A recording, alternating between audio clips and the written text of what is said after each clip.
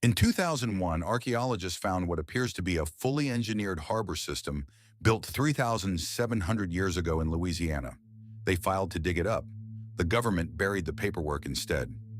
Poverty Point sits in northeastern Louisiana, a site so massive and so deliberately constructed that early researchers refused to believe it was built by human hands.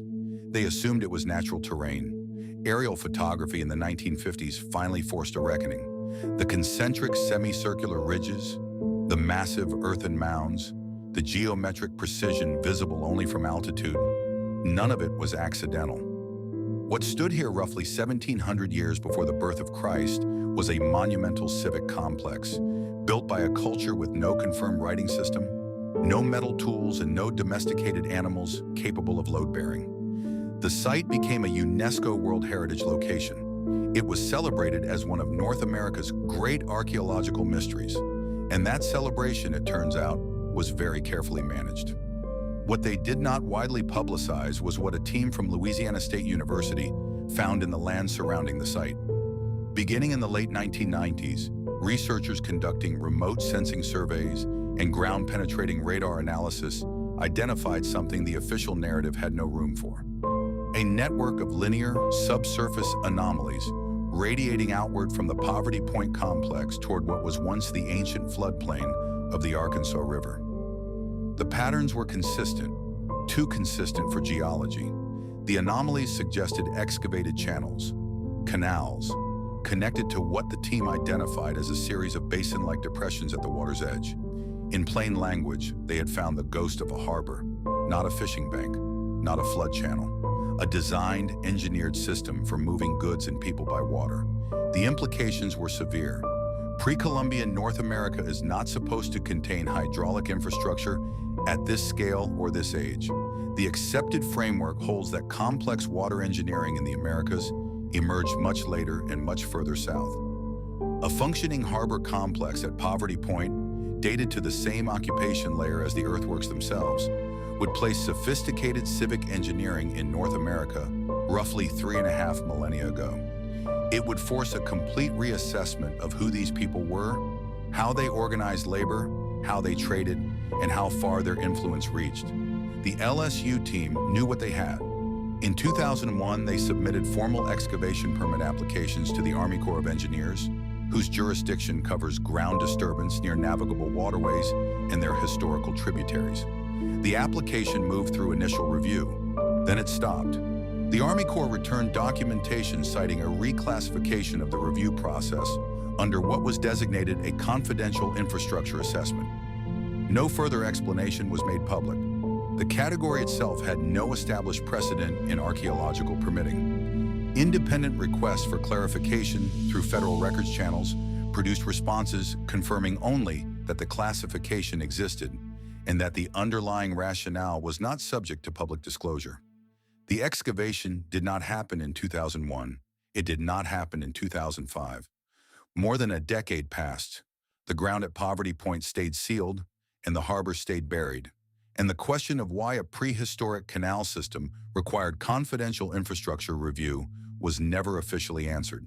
The canal network wasn't a theory, it was mapped. LSU archaeologists working the Poverty Point site in 2001 produced ground-penetrating radar data and LiDAR imaging that showed a series of deliberately engineered waterways extending outward from the site's iconic earthwork rings toward Bayou Macon. The channels weren't natural drainage features. They were too uniform, too intentional, spaced in a pattern consistent with controlled water access. The team identified what appeared to be loading areas, flat-graded embankments positioned at intervals along the canal margins. Whatever was built at Poverty Point 3,700 years ago, it wasn't just a ceremonial mound complex, it was a working port. When the excavation permit application landed at the Army Corps of Engineers in late 2001, the initial response was procedural silence. Standard review timelines passed without acknowledgement. When LSU followed up, they were told the application had been flagged for what the Corps termed a confidential infrastructure review, a classification that exists within the Corps' regulatory framework, but is almost exclusively applied to active military installations and classified federal waterway systems. Poverty Point is neither.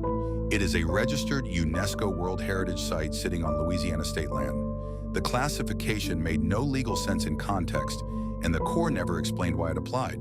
They simply applied it, and the permit died in that designation for over a decade. The researchers on the project didn't go quietly, but they also didn't get far. Internal correspondence obtained through FOIA requests years later showed that at least 2 senior LSU archaeologists raised the classification issue directly with the Corps Vicksburg District Office. The responses they received were form letters, identical language, routed through a public affairs office rather than through regulatory staff. One researcher described the exchange as communicating with a wall that had learned to generate paperwork. The dig wasn't rejected on archaeological grounds. There was no environmental impact concern raised, no competing federal interest cited. The site was simply placed behind a door that the Corps locked and declined to explain. What made the suppression harder to dismiss as bureaucratic incompetence was what the Corps did allow during the same period. In the years immediately following the 2001 application denial, the Corps approved multiple excavation and survey permits for sites within the same regional waterway system, including several with active dig operations within miles of Poverty Point. The confidential infrastructure designation was not applied to any of them. It was applied specifically, selectively, to the one site where researchers had just documented evidence of a pre-Columbian engineered harbor. That specificity matters. Bureaucracies make errors broadly. They apply pressure narrowly. The implications of what was found, if fully excavated and confirmed, would have been significant enough to disturb several established frameworks at once. Poverty Point already challenged conventional timelines for complex social organization in North America.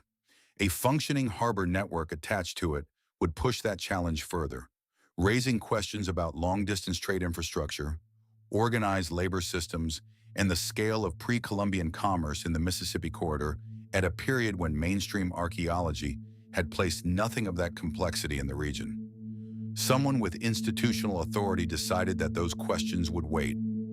The ground-penetrating radar data was published in limited academic form. The LiDAR imaging was archived, and the canals themselves stayed exactly where they had always been, unexcavated, sealed under Louisiana soil, with a federal classification sitting on top of them, like a second layer of earth. What the LSU team actually mapped around Poverty Point was not incidental.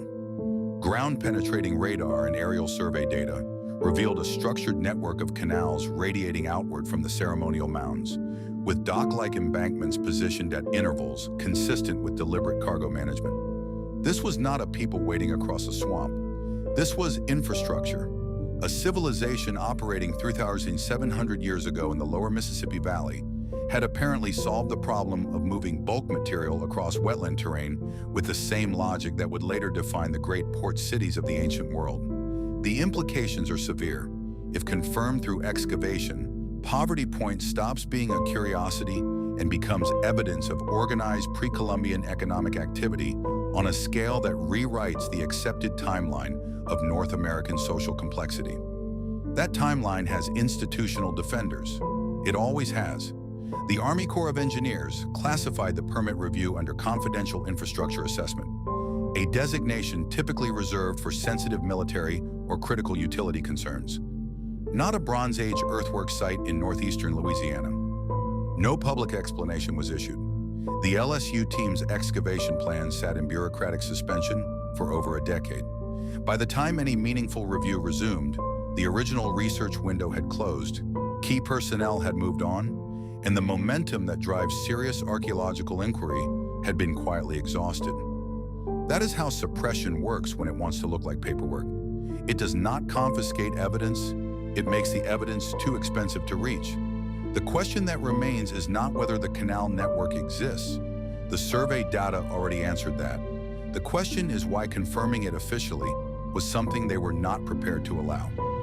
This is the part where they were counting on your silence. If you believe what was buried here deserves to be pulled into the light, say so in the comments. Tell us what you think they did not want confirmed and why. Subscribe to What They Buried, because every week we dig up another story they hoped you would never find.